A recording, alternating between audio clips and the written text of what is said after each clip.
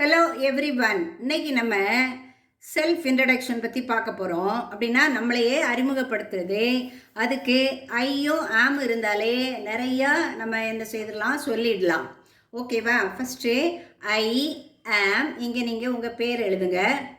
Maybe கலானா ஐ ஆம் கலான்னு எழுதணும். அடுத்தது ஐ ஆம் நீங்கள் பார்க்குற வேலையை அதில் குறிப்பிடணும். மேபி டீச்சராக இருந்தால் டீச்சர் அல்லது டாக்டர்னு நீங்கள் எழுதிக்கலாம். அடுத்தது மை ஃபாதர் இஸ், அப்பாவோட பேர் எழுதணும்.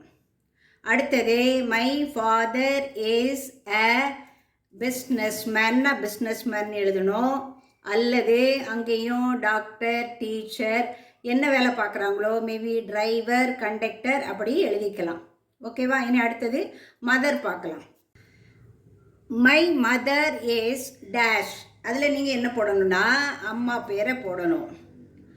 கலானா கலா அல்லது என்ன பேரோ அதை போட்டுக்கோங்க. அடுத்தது மை மதர் இஸ் அவங்க பார்க்குற வேலையை போடணும். நான் இங்கே என்ன வச்சுருக்கேன்னா ஹவுஸ் ஒய்ஃப்னு வச்சுருக்கேன், ஹவுஸ் ஒய்ஃப். அல்லது அவங்க பார்க்குற வேலையை போடுங்க, tailor or something like that.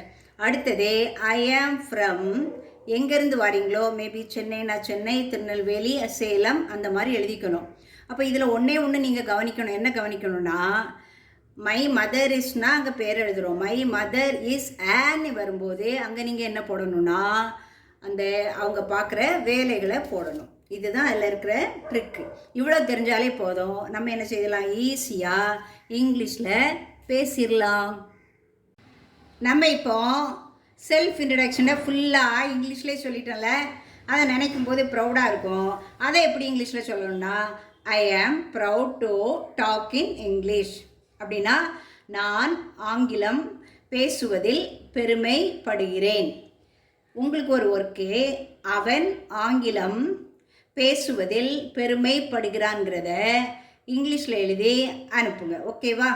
இனி அடுத்த வீடியோவில் மீட் பண்ணலாம். தேங்க்யூ.